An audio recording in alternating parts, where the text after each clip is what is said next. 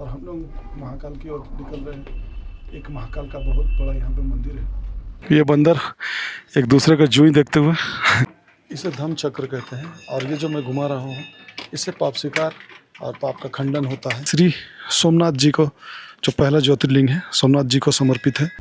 अभी इस वक्त मैं अपने निवास स्थान में पहुंच गया हूं। और जैसा कि हमने स्टार्ट किया था अपने CKP वाले घर से, तो वहाँ मैंने आपको कहा था कि हम लोग दार्जिलिंग की ओर कूच कर रहे हैं। और ट्रेन में भी कोई वीडियो नहीं बना पाए क्योंकि रात का समय था और सियालदह में उतरने के बाद काफ़ी भीड़ भाड़, लगेज बहुत सारा था, परेशानी थी, इसलिए कोई ब्लॉगिंग नहीं कर पाए। फिलहाल मैं दार्जिलिंग में हूँ अपने घर में और इस वक्त सुबह के 10 बजे हैं और हम लोग महाकाल की ओर निकल रहे हैं। एक महाकाल का बहुत बड़ा यहाँ पे मंदिर है। और वैसे तो बहुत सारे मंदिर है पूरे हिंदुस्तान में, लेकिन ये मंदिर इसलिए अनोखा बनता है, उसके बारे में बताऊंगा मैं। फिलहाल मैं कुछ डिस्क्लोज नहीं करना चाहता हूँ, वहाँ पहुँच कर मैं आपको दिखाऊंगा, उसके बारे में बताऊंगा। फिर ऐसे मंदिर सिर्फ पहाड़ों पर ही पाई जाती है और ख़ास करके हिंदुस्तान में ही, और हिंदुस्तान में भी बहुत गिने चुने हैं। एक हिमाचल में, जहाँ तक मेरी जानकारी, एक हिमाचल में है और दूसरा जो है दार्जिलिंग में है। और अगर किसी को जानकारी है कि और भी इस तरह की कहीं पे कोई मंदिर है तो वो ज़रूर अपने कमेंट के माध्यम से मुझे बताएं। तो मिलते हैं सड़क पे, आगे 2-4 सीढ़ियाँ हैं, मैं चाहूँगा उधर आप दिखा दीजिए सीढ़ियाँ किधर से जाने के लिए।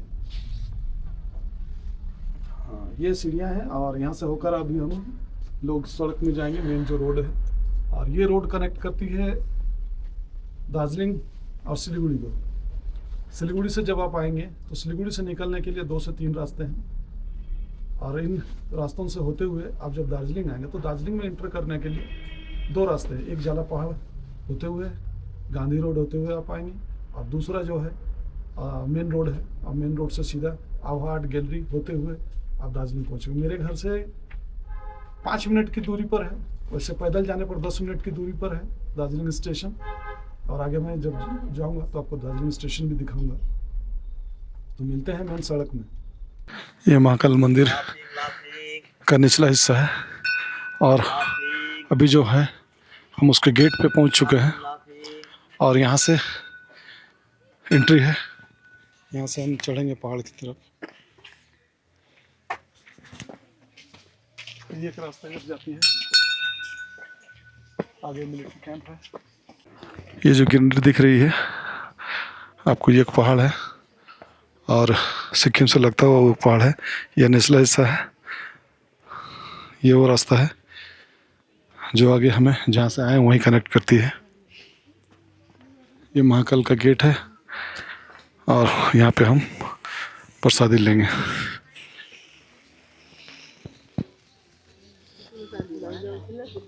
यहाँ से दीदी, ओ भाई, नहीं पहचान रहे? देखा आपको मस्त देखते हुए। नहीं, कहाँ है आप करेंगे, आपका वीडियो तो लेंगे हम।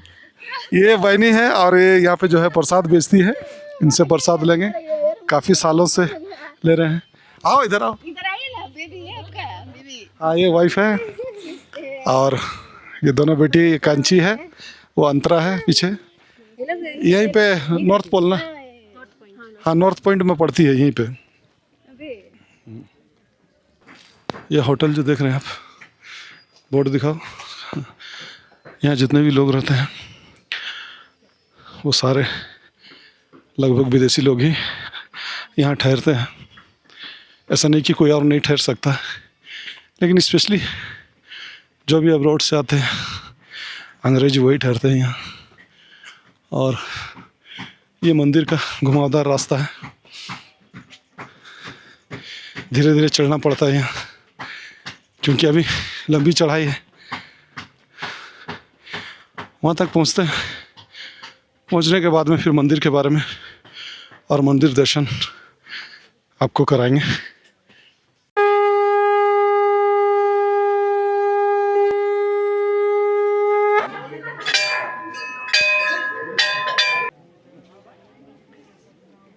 आज सोमवार है और सोमवार होने के नाते यहाँ पे थोड़ी सी भीड़ है। वैसे बहुत ज़्यादा भीड़ नहीं रहती है। ये मंदिर आप देख सकते हैं, ऊपर में और भी बहुत छोटे मोटे मंदिर हैं। शिवरात्रि यहाँ बहुत ही धूमधाम से मनाया जाता है। बाहर से काफ़ी लोग आते हैं। ये जो गेट है ये महाकाल का गेट है।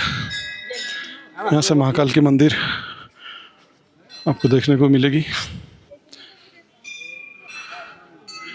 ये माता काली की मंदिर है। ये हवन कुंड है, यहाँ पे हर साल हवन होता है।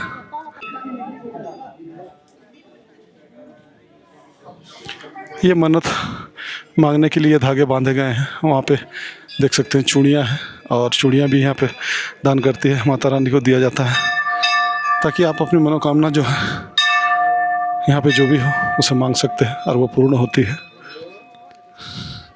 इस ओर भी लगभग लोगों ने ऐसा ही बांधा है। सबसे पहले मैं मंदिर दिखाने से पहले ये चीज़ें दिखाना चाहता हूँ। इसे धम्म चक्र कहा जाता है। और पहाड़ी में, जैसा कि मैंने कहा था, एक तो हिमाचल में और दूसरा यहाँ पे दार्जिलिंग में, और दोनों ही महाकाल हैं। महाकाल में ही ये संगम देखने को मिलता है, क्योंकि ये संगम आपको और कहीं देखने नहीं मिलेगा कि दो समुदाय के लोग एक साथ एक जगह मिलते हैं। जो लामा हैं और हिंदूज़ हैं वो धम्म चक्र को घुमाते हैं और हम लोग जो है माला फेरते हैं अपने हाथों में। बहुत कम लोगों को ये चीज़ पता है। और ये बदमाश दूध पीने की कोशिश कर रहा है, जो दूध डाला गया है उसे। इस ओर भी मंदिर है, और ये धम्म चक्र जो है पूरी मंदिर में इस तरह से है। लोग इसे घुमाते हैं और सारे ज्योतिर्लिंग का भी दर्शन करते हैं साथ ही साथ।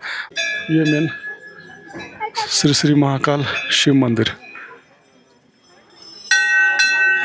यहाँ जो महाकाल की मूर्ति मैं आपको दिखाने की कोशिश करूँगा। अभी अभी मैं इजाज़त लेने के लिए गया था। ये मेन पुजारी हैं और सेकंड पुजारी ठीक उसके नीचे बैठे हुए हैं। लोग पूजा कर रहे हैं। ये एक शिलापट है, और ये शिलापट जो है यहाँ स्थापित नहीं किया गया है, बल्कि यहीं से निकला था। और दूसरा जो ये स्थापित किया, 3 शिलापट देख रहे हैं जिनमें पीतल के जो हैं ये शिवलिंग्स उकेरी गई है और इन्हें स्थापित किया गया, लगाया गया है। और महाकाल जी यहीं विराजमान हैं। और ऐसी मान्यता है इस मंदिर की कि आप यहाँ जो भी मन्नत करते हैं वो पूर्ण होती है और जीता जाता। साक्षात मैं इसका प्रमाण हूँ, क्योंकि मैंने यहीं आकर मन्नत मांगी थी और मेरा घर यहाँ बन गया, और आज मैं यहाँ का निवासी कहलाता हूँ। यहाँ के लोग मुझे पहचानते हैं, जानते हैं, सिर्फ बाबा के बदौलत। इसे धम्म चक्र कहते हैं, और ये जो मैं घुमा रहा हूँ इससे पाप स्वीकार और पाप का खंडन होता है। जो भी आपसे भूल हुई है और जो भी आपसे गलत काम हुआ है, उन सब का आप मन में याद करते हैं, और इसे जितना चक्र घुमाते हैं आपका उतना पाप जो है कम होता है। जैसे कि हम माला फेरते हैं, न केवल मन की शांति के लिए, बल्कि वो माला इसलिए फेरा जाता है ताकि हमारा ध्यान एकाग्र हो और हम धर्म के करीब जाएं। तो जो पहला जो आपको दिख रहा है यहाँ पे, ये श्री सोमनाथ जी को, जो पहला ज्योतिर्लिंग है, सोमनाथ जी को समर्पित है। पिछले साल भी मैं आया था तो ये बना हुआ मुझे, और पिछले साल ही ये तैयार हुआ था, और इस साल भी मैं पुनः यहाँ आया हूँ, आप लोगों को भी दिखा रहा हूँ, और खुद भी मैं बाबा की सेवा करने की कोशिश कर रहा हूँ। यह है श्री मल्लिकार्जुन जी, ये दूसरा ज्योतिर्लिंग है।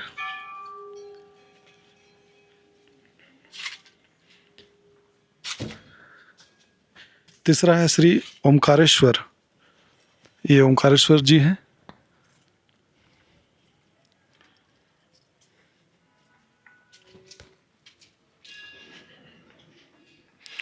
चौथा श्री वैद्यनाथ जी हैं, बाबा वैद्यनाथ के नाम से जाने जाते हैं।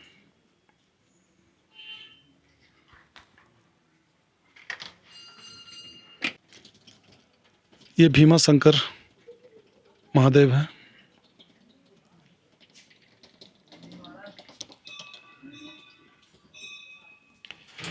ये श्री श्री रामेश्वरम जी हैं।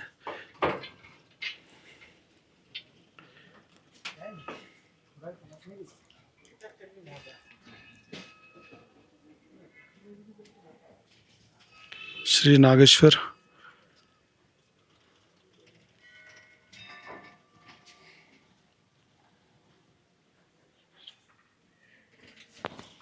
श्री काशी विश्वनाथ जी हैं।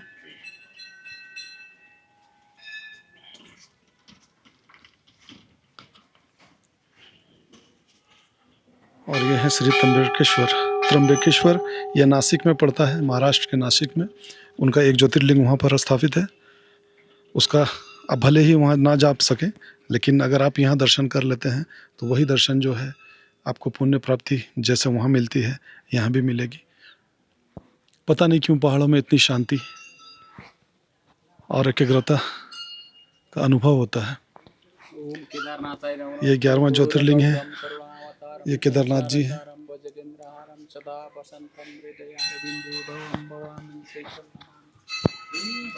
ये 12वां ज्योतिर्लिंग है।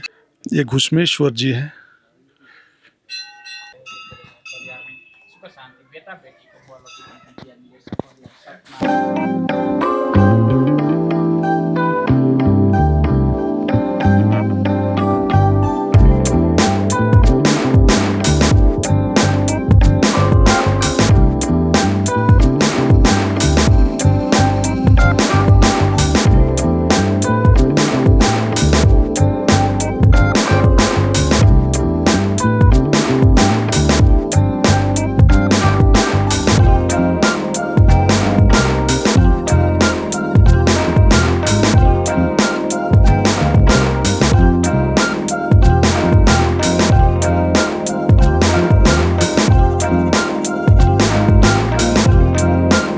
जो है ना हम लोगों का इंडिया में ऐसा पहाड़ में ही देखा जाता है कि ये जो इसको धम्म चक्र बोलते हैं, समझे ना, ये रिप्रेजेंट करता है लामा समुदाय को, है ना। और एक साथ जो है महाकाल और लामा समुदाय के लोग एक साथ एक जगह पूजा करने के लिए आते हैं। ऐसा बहुत कम देखने को मिलता है, ठीक है ना। अब ये दोनों कल्चर को एक साथ प्रमोट किया जाता है। तो इसी विषय में हम आपसे कुछ पूछना चाह रहे हैं। तो यहाँ जो ये मंदिर है ये कब से है? ये मैं बुजुर्ग लोग जो सुनाते हैं उनके हिसाब से जो इस सन चल रहा है अभी 2026 चल रहा है, इससे आगे एडिशन था बोलते हैं। एडी 5-6 के टाइम में इस जगह पूरा जंगल था। वो जंगल में किसी दूर गांव में ये बौद्धिस्ट एक आदमी सपन में महाकाल इधर है खुदाई कर बोल के सपन में दिखाए। अब वो आदमी बौद्धिस्ट था। अब वो आदमी जमा किया इधर जंगल में, वो कहाँ सपना में दिखा था उसी जगह पे खुदाई किया। सब मिल के खुदाई करने के बाद में वो पीछे वाला जो काला है वो 8 फुट है बोलते हैं लोग। वो 8 फुट का खुदाई किए, तब उसी जगह में वो आधा नीचे है, थोड़ा सा 3-4 फुट ऊपर है वो पीछे वाला काला वाला। अब वही असली महाकाल इधर प्रकट हुए बोलते हैं। अब उसी टाइम वो बौद्धिस्ट थे, उनका नाम दोरजे था। अब ये शिव जी का लिंग हो गया दोरजे लिंग बोलते बोलते अभी ये सुधार के दार्जिलिंग हुआ। के भन्छ? तो असल नाम जो है ये दार्जिलिंग के नाम से कभी ये जगह जाना जाता था, और इसे धीरे धीरे जो है इसे दार्जिलिंग के नाम से फेमस हो गया ये जगह। कभी ये दार्जिलिंग के नाम से जाना जाता था क्योंकि ये जो दार्जिलिंग एक लामा थे और उन्होंने ही जंगल में जो पहाड़ के ऊपर शिवजी को प्राप्त किए थे सबसे पहले। अच्छा क्या उसके बाद इस मंदिर में उसके बाद क्या हुआ कि जब आए तब खुदाई करने के बाद अब ब्राह्मण लोग भी आए, तो वो दोनों मिलके इधर पूजन हुआ। उसी टाइम से ये महाकाल चल रहे हैं। उस टाइम से हाँ, उसी टाइम से अभी तक ये चल रहे हैं। तो दोनों ही समुदाय जो है यहाँ आकर पूजा करते हैं, दोनों समुदाय ही। उस टाइम आकाश से वो पत्थर गिरता है बोलते हैं। अब एक कहावत है, वो पत्थर जो गिरा उसी जगह महाकाल स्थापित किया गया। वो जो ब्लैक कलर का शिलापट जो दिख रहा है वो वहीं पे गिरा था। अच्छा, वो कुछ जमीन का अंदर में आधा हिस्सा उसका दब गया और आधा जो है, हाँ बोलते हैं। मेरे को भी उतना उस टाइम तो मैं था ही नहीं, तो कहीं जन्म नहीं हुआ था। ना ऐसी मान्यता है कि उसी पत्थर में पूजा किया जा रहा है। बौद्धिस्ट लोग भी वो सिद्धार्थ गौतम वो राजा के पुत्र थे। अब वो क्षत्रिय थे, क्षत्रिय तो हिंदू हो गए। तब ये बुद्धिस्ट का फोटो लगाया हुआ है, इसमें काली माँ का, अब शिव जी का, ब्रह्मा विष्णु सबको उन लोग के अपने हिसाब से पूजा होता है, बुद्धिस्ट का भी। इसीलिए वो दोनों इकट्ठे करते हैं, लेकिन उसके करने का रिवाज अलग अलग है। यही है। ठीक है, आपने बहुत सही और सटीक जानकारी दी, इसके लिए आपका बहुत बहुत शुक्रिया।